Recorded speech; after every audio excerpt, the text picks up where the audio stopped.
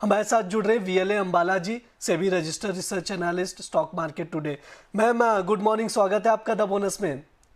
Good morning Brij ji, good morning to all viewers. Vipul sir के बाद अब मेरा भी गला मैम पूरी तरह से बैठ गया है, आवाज ये बाहर नहीं निकल वायरल रही है, है। तो आज आपको ज्यादा बोलना है। I will ensure. Audio viral है तो थोड़ा सा होता ही है, मतलब एक को हुआ तो इट्स लाइक होगा, मतलब ये अंडरस्टूड है। मैम अब आगे लेकिन कैसे गर्म देखते हैं पानी से बाजार? थोड़ा सा। बाजार जी। पर बातचीत करते हैं, जिस तरह से टैरिफ को लेकर खबरें आई, डील होती हुई हम लोग देख रहे हैं। आज इंपॉर्टेंट भी है, बैठक भी है ईरान और इसके अमेरिका के बीच। तमाम चीज़ें डेवलप हो रही है, ऐसे में आप कैसे देखते हैं मार्केट को? क्या यहाँ से 26,000 का लेवल देख पा रहे हैं क्या आज आप?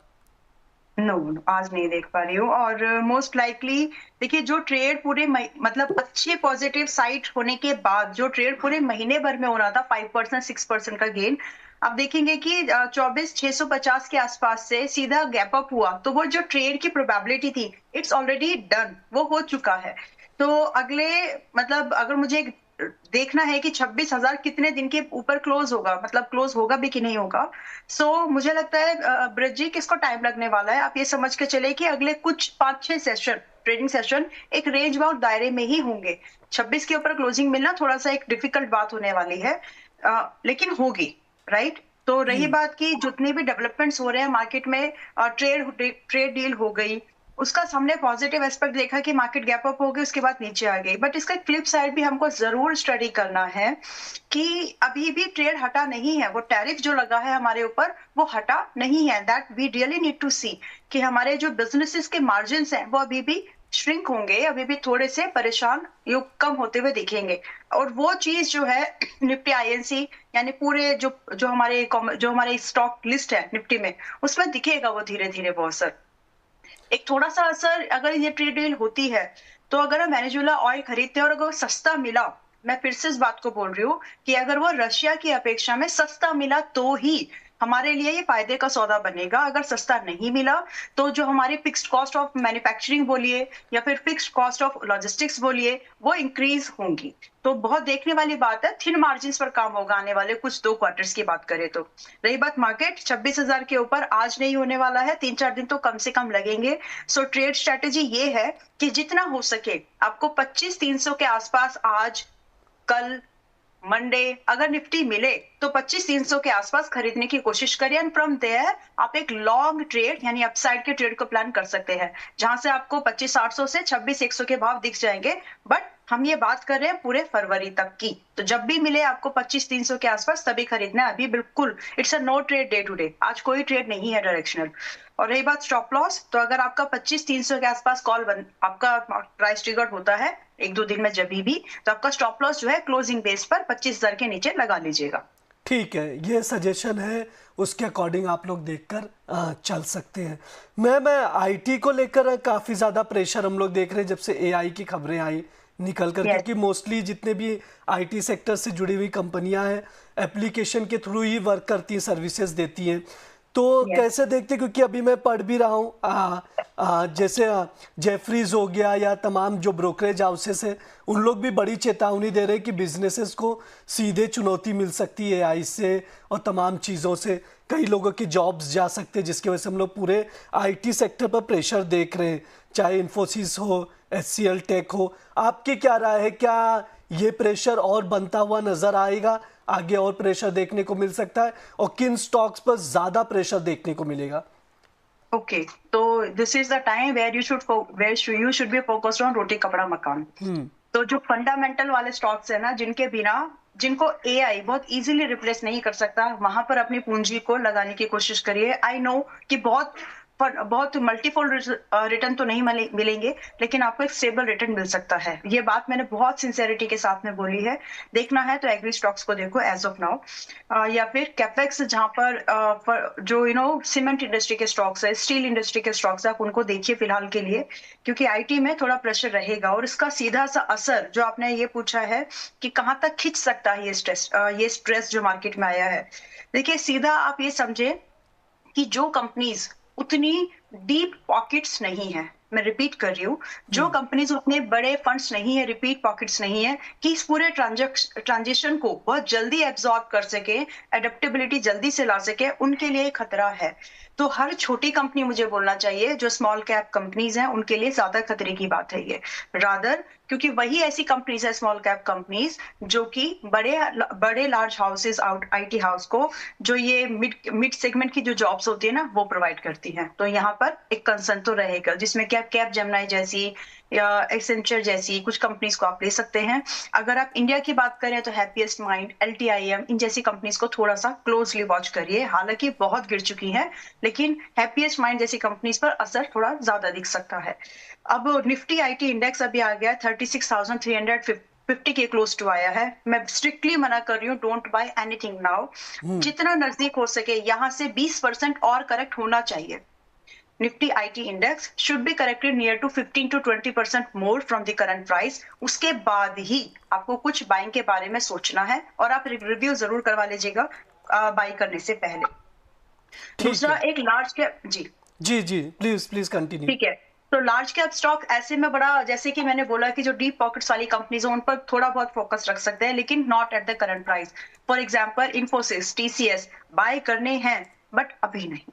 तो TCS के लिए मैं एक भाव दे देती हूँ, आज ये 3,000 के आसपास चल रहा है, क्लोज हुआ पिछले सेशन में। In my expectation it is going to test करेगा एक बार, अब ये जरूर, बहुत कंडीशन बन गई है वैसी, कि 2600 के आसपास एक बार आएगा। वहां पर please get it reviewed one more time, कि अगर कुछ डेवलपमेंट पॉजिटिव बनी तो 2600 के आसपास खरीदेंगे, अदरवाइज एक बार फिर से इसको रिव्यू करेंगे कि खरीदना है या नहीं, या फिर किस भाव पर। तो फिलहाल के लिए आईटी में अगर आप वो try to underweight first of all, and if you are trying to buy fresh, थोड़ा सा रुक जाइए, कम से कम 15-20 दिन रुक जाइए, जिससे कि जो भी टर्बुलेंस मार्केट में दिख रहा है उसका एक सही असर भाव पर दिख जाए, क्योंकि जो फ्यूचर में होने वाला होता है प्राइस उसको करंट में, प्रेजेंट में प्राइस इन करने की कोशिश करता है। So will try to get the better buying in the same companies, but not immediately. अभी अंडरवेट होने का समय है थोड़ा सा। ठीक है मैम, हम लोग बीच बीच में सवाल भी लेते रहेंगे। जैसे रामचंद्रन जी का सवाल आ रहा है, आईटीसी शेयर बाय करके रखा है 316 पर, क्या किया जाए? इसको होल्ड करके रख सकते हैं क्या? 313 के करीब की क्लोजिंग रही है।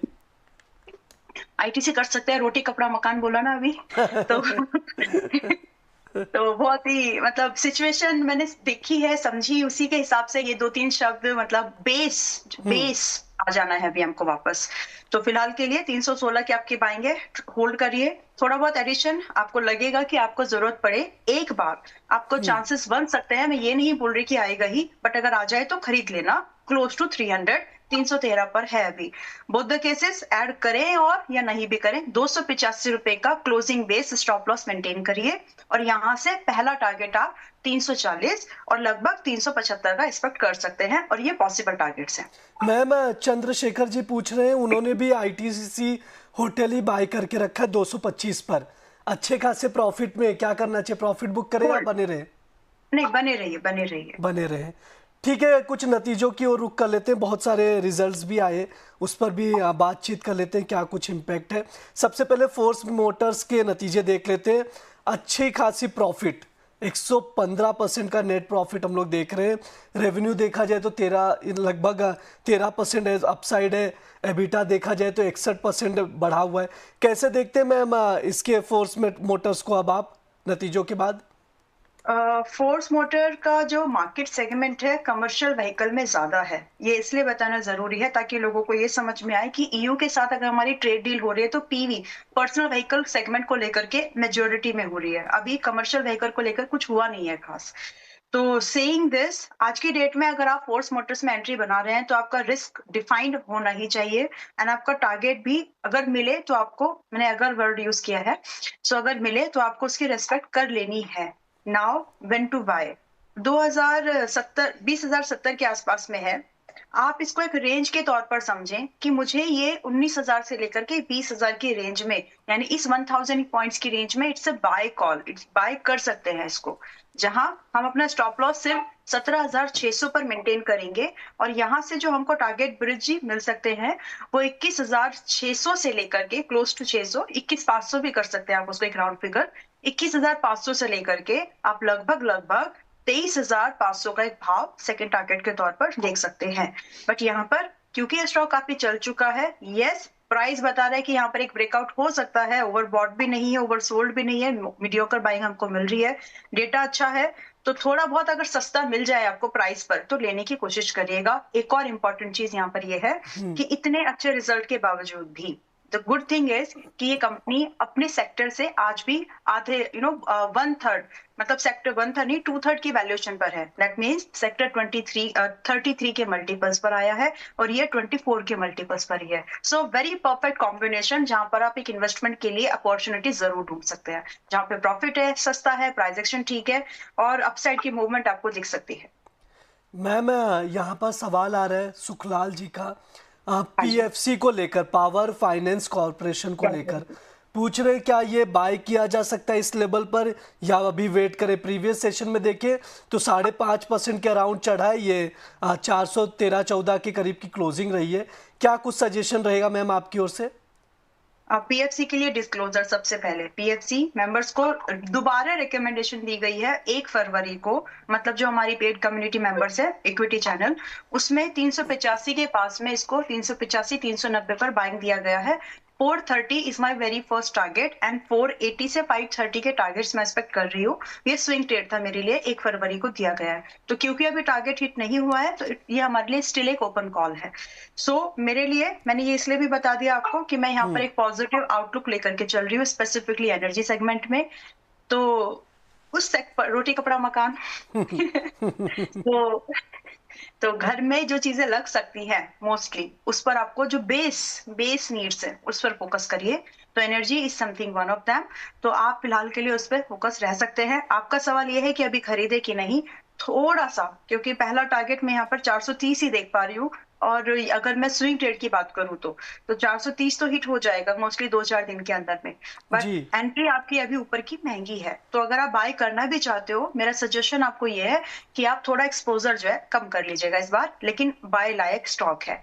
430 से लेकर के 530 तक के भाव दिख जाएंगे आपको। एंट्री अगर आप 414 या 15 की रेंज में बना रहे हो, मतलब एक रेंज समझ लीजिए, ये वाला प्राइस बहुत ज्यादा कंफर्टेबल तो नहीं है, लेकिन अपॉर्चुनिटी मिस हो सकती है। इसीलिए ये मैं एंट्री आपको बता रही हूँ कि आप यहाँ पर 390 से 415 की इस रेंज में थोड़ा थोड़ा करके खरीद लीजिए, ताकि अगर आपको 430 पहले मिल जाए एज अ टारगेट तो बुक करना, दोबारा कूल ऑफ होगा price, then try to buy from 390 to 400-415 range. तो ये पूरा स्ट्रेटेजी बता दिया है कि कैसे प्राइस मूव भी हो सकता है। तो पहले टारगेट हिट होने के चांसेस ज्यादा है, इससे पहले कि 390 आए। तो फिलहाल आप इसमें चाहें तो एंट्री बना सकते हैं। स्टॉप लॉस ध्यान रख लीजिए, थोड़ा सा आपके लिए डीप हो सकता है। तो आप, हमारे लिए 330 का टारगेट था जब हमने 385 पे खरीदा, तो आप अपना स्टॉप लॉस को 355 पर रखिए, उससे नीचे मत रखिएगा। ठीक है, ये सजेशन है, उसके अकॉर्डिंग आप पीएफसी में खरीदारी करके चल सकते हैं।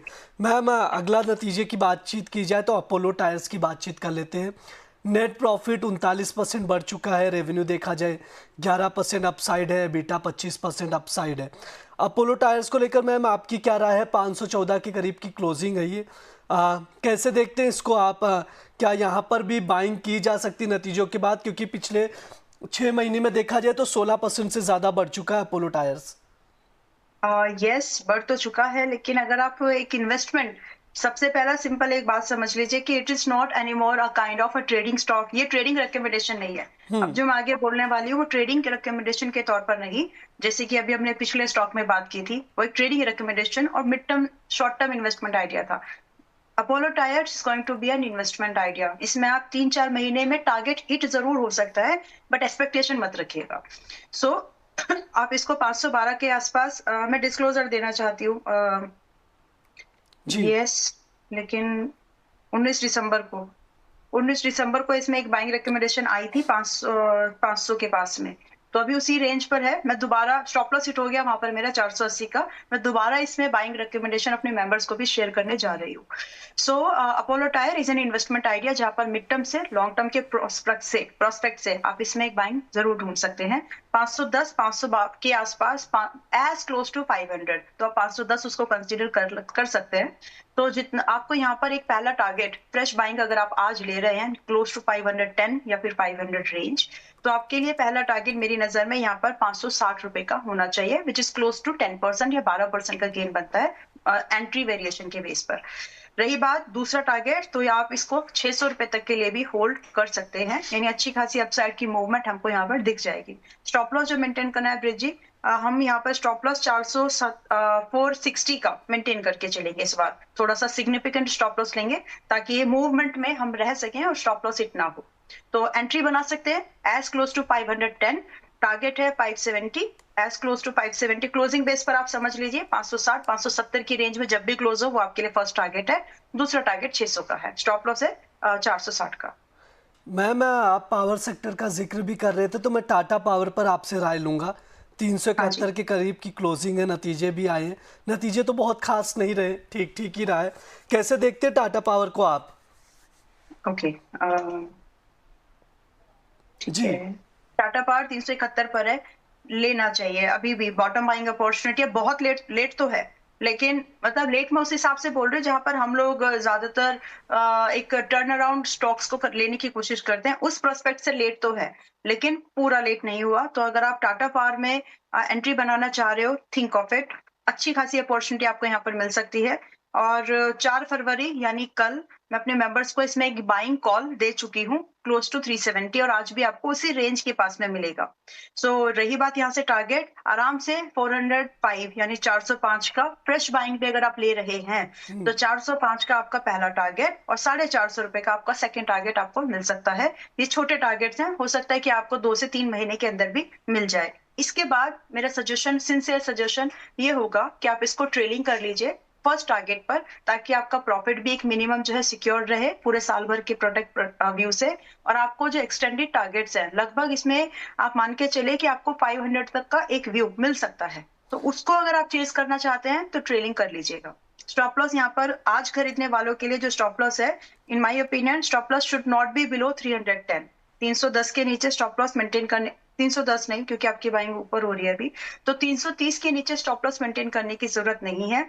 एक बार एडिशन जरूर करिएगा एज क्लोज टू 340। ठीक है, ये राय है टाटा पावर को लेकर। मतलब आप कह रहे हैं निवेश के लिए अच्छा है Tata power, right? Yes yes yes. Okay ma'am, एक सवाल आ रहा है नवीन जी का। Mangalore refinery and petrochemicals limited पर राय जानना चाह रहे हैं कि इसमें MRPL अंबाला जी का क्या व्यू है? MRPL right. एमआरपीएल 182 के करीब की क्लोजिंग है। पिछले 6 महीने में देखा जाए तो 43% बढ़ चुका है, पिछले 1 महीने में 22% का रिटर्न दे चुका है। शायद यही वजह है कि दर्शक समझना चाह रहे हैं कि इस कंपनी को आप कैसे देखते हैं। तो कितने लोगों ने इसमें कल प्रॉफिट बुक किया, क्योंकि एयू में दिया गया था ये, और ओके। जो 185 रुपए पहला टारगेट दिया था, 160 पे रिकमेंडेशन दी थी। तो आपने इसमें प्रॉफिट बुक किया या नहीं वो भी बता दीजिए, क्योंकि ये सवाल आया है। तो या तो आप लोग ट्रेड नहीं कर रहे हैं, या फिर अगर कर रहे हैं तो आप बुक करें या नहीं करें वो पूछना चाह रहे हैं। ठीक है, सो कमेंट करके दर्शक बताइए प्लीज। यस, जरूर जी। बताइएगा कि मतलब आप बुक करना चाह रहे हैं फर्स्ट टारगेट के बाद या फ्रेश एंट्री बनाना चाह रहे हैं। तो फ्रेश एंट्री जो बुक करना चाह रहे हैं आप बुक मत करो, यहाँ पर और पोटेंशियल है। जो रेगुलर शो को देखते हैं उन लोगों को मेरी एक रिक्वेस्ट है, जितना हो सके अच्छे भाव पर बाय करने की कोशिश करो। अब देखो ये ऑलरेडी 12 से 15% के प्रॉफिट पर ये स्टॉक बैठा है। जिन लोगों ने लिया होगा, मैं ये नहीं बोल रही सबके लिए, बट जिन लोगों ने लिया होगा they are at 15% profit net as of now भी। तो बड़ा डिफिकल्ट हो जाता है फर्स्ट टारगेट के बाद फ्रेश एंट्री सजेस्ट करना। तो मैं यही कोशिश करूंगी कि जितना हो सके जो रेगुलर व्यूअर है, कम से कम बहुत आप लोग तो अच्छे भाव पर लेने की कोशिश मत करिए, फोमो मत आने दीजिए आपके अंदर। बट अगर मुझे एमआरपीएल का फ्यूचर प्रिडिक्ट करना है, फ्यूचर एनालाइज करना है कि क्या हो सकता है, तो यहाँ से थोड़ा सा छोटा सा पुल बैक आएगा। मैम उस पुल कमेंट बैक आ में रहा है, कह रहे हैं फ्रेश एंट्री लेना चाह रहे हैं। ओके, तो फ्रेश एंट्री ओके, तो आप लोग ट्रेड नहीं बनाया, इट्स ओके। सो हमने अपने मेंबर्स को भी रिकमेंडेशन दी है वैसे, तो ये डिस्क्लोजर जब जब याद आ जाए कि मैं बता दूंगी जी। जी। तो देखिए थोड़ा सा इसमें पुल बैक की एक्सपेक्टेशन है एज क्लोज टू 170। 182 पर कल के सेशन में क्लोज हुआ, जितना हो सके 170 के आसपास खरीदने की वापस आप कोशिश कर सकते हैं। एक सस्टेनेबल लॉन्ग व्यू हमको यहाँ पर दिखता है, जहां पर स्टॉप लॉस हम मेंटेन करेंगे 140 का यानी 30 पॉइंट का, और जो टारगेट की एक्सपेक्टेशन 195 रुपए की मेंटेन करके पहला टारगेट, दूसरा टारगेट आप लगभग 240 का व्यू लेकर के चल सकते हैं। नाउ जैसी आपकी एंट्री ट्रिगर होती है, पहला टारगेट लगभग आप 2 महीने के अंदर एक्सपेक्टेशन 8 हफ्ते का व्यू लेकर के चलिए। दूसरे टारगेट के लिए आप इसको होल्ड कर लेना, लगभग 3 से 4 महीने का समय और लग सकता है फॉर दूसरा टारगेट। तो फिलहाल थोड़ा-सा 170 के आस-पास आने का वेट करो ताकि फ्रेश एंट्री बना सके। जी। मैम, अशोक लेलैंड को लेकर सवाल आ रहे हैं। हाँ मिथु जी। जी हैं, उनका सवाल ये है कि 184 पर मैंने बाय करके रखा अशोक लेलैंड, 201 रुपए की क्लोजिंग है। इसका टारगेट क्या होगा वो जानना चाह रहे हैं आने वाले समय पर। आने वाले देखिए, पहले तो आपकी बाइंग बहुत अच्छी है, कांग्रेचुलेशंस कि आपका मतलब 132 इज वेरी गुड प्रॉफिट पर हो आप अभी। तो यहाँ पर मेरे लिए, मेरी नजर में आपको 180 रुपए पर क्लोजिंग बेस पर ट्रेलिंग लगाना चाहिए, नंबर वन। दूसरा, अगर आप टारगेट सिर्फ 2-3 दिनों का सोच रहे हैं तो वो 2-3 दिनों का टारगेट हो सकता है 215 तक जाए, but post that I am expecting a significant correction in it. एक अच्छा खासा पुल बैक मैं इसमें एक्सपेक्ट कर पा रही हूँ। तो 215 के ऊपर जाते ही ये वापस से गिरना लगेगा और कहीं ना कहीं आपको एक बाइंग अपॉर्चुनिटी, जिन्होंने मिस कर दिया ना अपॉर्चुनिटी को, तो उनके लिए शायद से 170 165 फिर से ये दिखे।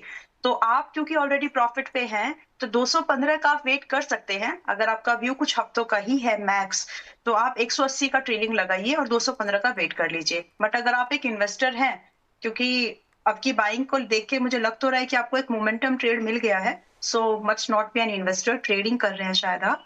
तो आप इसको पूरे साल भर के नजरिए से भी, मैं फिर से रिपीट कर रही हूँ, अगर आपको 1 साल भी होल्ड करना है तो 180 पर ट्रेलिंग रख के दोबारा उससे भी सस्ता खरीदने की कोशिश करिएगा, क्योंकि ये प्राइस पोजीशनिंग बन सकती है। तो अपने जितना हो सके अपने प्रॉफिट को फिलहाल प्रोटेक्ट करो और रीपोजिशनिंग इनिशिएट करो, क्योंकि अभी ये थोड़ा सा कूल ऑफ तो होगा 215 जाने के बाद। मैम, टाटा स्टील को भी लेकर बहुत सवाल आ रहे हैं, क्या टाटा स्टील में फ्रेश एंट्री ली जा सकती है क्या? टाटा स्टील पर फ्रेश एंट्री सिर्फ इन्वेस्टर्स, ट्रेडर्स नहीं, क्योंकि उतना बड़ा मूवमेंट जो अभी अभी हुआ, तो हम यहाँ पर एक्सपेक्टेशन में नहीं देख पा, मैं तो नहीं देख पा रही हूँ। अगर आपको फ्रेश एंट्री लेनी भी है तो आपका सिप वाला नजरिया होना चाहिए। पूरा पैसा एक बार लगाएंगे तो आपको काफी परेशानी हो सकती है। सो आज की डेट में अगर टाटा स्टील मजबूती से आगे बढ़ेगा या नहीं, अगले 1 से 1.5 साल में बढ़ेगा। आज के प्राइस पर खरीदना है या नहीं, मोस्टली नो, क्योंकि ओवरबॉट स्टॉक है अभी, मतलब थोड़ा-सा महँगा हो गया है। तो खरीदने के लिए जो मैं चाहूँगी कि हमें एक प्राइस मिले, कम से कम 10-15 रुपए 195 से सस्ता होना चाहिए और। तो अदर वर्ड्स में 180 185 की रेंज में अगर हमको मिल जाए तो वहाँ पर खरीद सकते हैं। अभी थोड़ा-सा रुक जाइए, थोड़ा महँगा हो गया है, क्योंकि आपका स्टॉप लॉस यहाँ पर बड़ा है और वो आप छोटा नहीं कर सकते, तो आपकी बाइंग को ही बेटर बनाने की आपकी कोशिश होनी चाहिए। स्टॉप लॉस यहाँ पर आपको 170 रुपए का रखना है, जैसे ही आपकी 180 185 रेंज में बाइंग ट्रिगर्ड हो जाए, एंड पोस्ट दैट आप अपने टारगेट थोड़े से बड़े रखिएगा, बिकॉज वो पॉसिबल हो जाएंगे बहुत आसानी से। तो 215 रुपए का आपका फर्स्ट टारगेट एंड 250 रुपए का आपका सेकंड टारगेट, और ये नजरिया आप ये मान के चले कि मैंने आपको 2 क्वार्टर से 6 क्वार्टर्स का दिया है, बिकॉज मेटल्स में मजबूती रहेगी। आपको जो कोशिश है वो सिर्फ इतनी रखनी है कि आप अच्छी लेवल पर बाइंग करें। ठीक है, मेटल्स में मजबूती रहेगी तो अच्छे लेवल्स पर खरीदारी करें, ये मैम की सलाह है। मैम, ट्रेंड के भी नतीजे आए हैं, बहुत कुछ खास नहीं है। नेट प्रॉफिट 3% बढ़ा है, रेवेन्यू 14% बढ़ा है, एबिटा 27% बढ़ा है, ठीक ठाक ही नतीजे रहे हैं। 4000 के करीब की क्लोजिंग रही है। कैसे देखते हैं ट्रेंड को आप मैम? ठीक है। मैं इसलिए मुस्कुराई द्विवेदी जी कि मतलब जब ये ट्रेंड 5000 पे था, हाँ। उस समय मैंने बोला था कि ये आपको एज क्लोज टू 3300 पर मिलेगा, और शायद उस दिन के बाद मैं इसको आज ही देख रही हूँ, एंड जब देखा तो मतलब वो हुआ है। सो जी, 4000 पे तो आ ही गया है यहाँ पर। यस, और कल परसों अगर हम देखें तो 3650 का शायद इसने लो भी बनाया है। तो 3300 का भाव दिया था कि वहां पर आए तो खरीदने का एक बार व्यू जरूर बनाएंगे, but not at the current price, और वो उस समय चल रहा था 5000 50 60 कुछ ऐसे चल रहा था। सो मेरा कहने का मतलब ये है कि जितना हो सके अच्छी चीज को और अच्छे दाम पर खरीदने की कोशिश करो, ताकि आप जैसे ही वो घूमना भी शुरू करें ना, आप प्रॉफिट में आ जाए। बस उतना ही आइडिया है और कुछ नहीं। बट फिलहाल के लिए ट्रेंड को खरीदना है या नहीं, 4000 पर आया है, खरीद सकते हैं। स्टॉप लॉस यहाँ पर छोटा रखिएगा, आपका स्टॉप लॉस इस बार आप यहाँ पर 3,500 रुपए क्लोजिंग बेस पर मेंटेन करिए। 4,000 पर खरीदने वाले लोग 3,500 पर क्लोजिंग बेस पर स्टॉप लॉस मेंटेन करें और मिनिमम टारगेट यहाँ पर 4,350 और लगभग 7,800 का 4,800 का एक्सपेक्ट कर सकते हैं। तो यहाँ पर एक कॉल है, अगर आप इसको ट्रेड करना चाहें तो कर सकते हैं, बट अगेन ये ऐसा नहीं मैं बोल रही हूँ कि आपको बाय करके होल्ड ही कर जाना है। नो, टारगेट मिले निकल जाना, क्योंकि ठीक है। उसके बाद वापस से जी बिल्कुल, उसके बाद टारगेट वापस मिले से तो कूल वहां ऑफ पर होगा। प्रॉफिट बुक करना चाहिए, राइट? एग्जैक्टली। मैं एक सवाल छूट गया जो अक्सर हम आपसे पूछते हैं कि आज के लिए टॉप पिक्स में क्या है? आज के लिए मैं 2 स्टॉक्स ही देख पा रही हूँ, ज्यादा तो नहीं। एक तो आईआरसीटीसी और एक ब्लू डार्ट। ओके। हालांकि दोनों ही थोड़े चले हैं, बट आप इसमें इंट्राडे को अगर ना वरीयता दें, इंट्राडे को अगर आप छोड़ दें, थोड़ा सा स्विंग या मिड टर्म अगर आप आइडिया लेकर के चलें, तो आईआरसीटीसी, ब्लू डार्ट दोनों ही आपको एक बेटर अपॉर्चुनिटी दे सकते हैं, क्योंकि दोनों ही स्टॉक्स में रिस्क जो है एक्सट्रीमली लो है। तो हालांकि ब्लू डार्ट एयू पर भी रिकमेंडेशन रही है, परसों भी शायद जब इसमें 5,650 का फर्स्ट टारगेट हुआ था, तब भी मैंने यही बोला है कि इसको होल्ड करिए। इसमें आपको दूसरा टारगेट जो कि 5,890 के आसपास का मिल जाएगा, 5,850 के आसपास का है, मिल जाएगा। तो उसी के लिए मैं अभी भी बोल रही हूँ कि अगर आप फ्रेश लॉन्ग बनाना चाहते हैं, बना सकते हैं। आप अपने स्टॉप लॉस को रखिएगा 5,300 पर, जो क्लोजिंग बेस्ड पर है, जो आज खरीद रहे हैं। जो लोग पहले से हैं, पिछले हफ्ते से, वो रखिए, लेकिन जो फ्रेश बना रहे हैं लॉन्ग पोजीशन, वो 5,300 पर अपने स्टॉप लॉस को मेंटेन करके 5,850 का फर्स्ट टारगेट, बहुतों के लिए सेकंड होगा, आपके लिए फर्स्ट है जो आज खरीद रहे हैं, आप इसको एक्सपेक्ट कर सकते हैं। 2-4 दिन का आप समझ के चले कि आपको 10 दिन मैक्सिमम फर्स्ट टारगेट के पास में लग सकता है। रही बात दूसरा टारगेट, तो 6200 का यानी 6,200 का दूसरा टारगेट है। आईआरसीटीसी ब्रिज अभी चला ही नहीं है, मतलब IRCTC something that one shouldn't miss out, और ये एक इन्वेस्टमेंट आइडिया है, ना कि ट्रेड। तो यहाँ पर मतलब ब्लू डार्ट में आप ट्रेड करिए, आईआरसीटीसी में इन्वेस्टमेंट का के हिसाब से देखना है। आईआरसीटीसी अभी 622 पर है, मतलब आप रेंज समझ लीजिए कि 590 बड़ी रेंज दे रही हूँ, 590 से 625। जब भी ये रेंज में आपको स्टॉक दिख रहा है, आज देख रहे हैं वीडियो, बाद में देख रहे हैं, तो ये रेंज है 590, 625, इस रेंज में आप खरीदारी कर सकते हैं। बिकॉज जो आपको यहाँ से टारगेट हैं, अच्छे टारगेट्स आपको मिलेंगे फ्रॉम द रेंजिंग फ्रॉम 690 यानी 690 से लेकर के आपको लगभग 750 के भाव टारगेट के तौर पर दिख जाएंगे, बेयर मिनिमम। और ये जो टारगेट्स हैं, आप लगभग 6 महीने का ही नजरिया लेकर के भी चले, 1 साल लिया तो और बड़े टारगेट्स मिल सकते हैं, लेकिन 6 महीने में ये भाव दिख जाएंगे आपको, most likely, very likely. Stop loss यहाँ पर हमको 560 का क्लोजिंग बेस पर मेंटेन करना है। ठीक है, ये टॉप पिक्स में आईआरसीटीसी और उसको नज़र बनाकर चल सकते हैं, इन्वेस्टमेंट के लिहाज से ठीक लग रहा है, उसके अकॉर्डिंग देखिए। मैम समय भी हो चुका है और गला भी ठीक नहीं, तो ज़्यादा लंबा खींच नहीं पाऊंगा, डिस्क्लेमर दे दीजिए ma'am. There were many stocks, I wish कि आप जल्दी ठीक हो जाएं। बहुत मतलब पूरा टीम आपकी, बजट के दिन आप लोगों ने जो किया है ना, मतलब पूरे सेंटिमेंट्स, बाप रे, बहुत ही एनर्जी से आप लोग बोल रहे थे और वो गले में दिख भी गया। So may God heal you all of you very faster, जल्दी आप लोग ठीक हो जाए। तो एक दिन और है, फ्राइडे भी है अभी, इसके लिए ध्यान कीजिए। जी। Our prayers are with you. बाकी trading and investment are subject to market risk. बहुत सारी रिकमेंडेशंस आज भी शेयर, मतलब मेंबर्स के साथ भी रिकमेंडेशन के तौर पर ओपन भी हैं, कुछ क्लोज हो गए एज अ टारगेट, जो आज हम लोगों ने यहाँ पर डिस्कस किया है। सो ये स्टॉक शफलिंग हमेशा होती रहती है, बिकॉज स्टॉक मार्केट टुडे में इस तरह की रिकमेंडेशन शॉर्ट टर्म इक्विटी वगैरह से हम लोग शेयर करते हैं। But to be specific, my personal portfolio में कोई भी ऐसा स्टॉक नहीं था जो मैं पर्सनली आज होल्ड कर रही हूँ। That's the disclosure. बाकी trading and investment subject to market risk है, रिस्क को पहले एनालाइज करो तब पैसा डालो। Thank you. ओके मैम, बहुत बहुत शुक्रिया मैम आज की चर्चा में जुड़ने के लिए। प्रतिभूति बाजार में निवेश बाजार जोखिमों के अधीन है। निवेश करने से पहले सभी संबंधित दस्तावेजों को ध्यान से पढ़ें।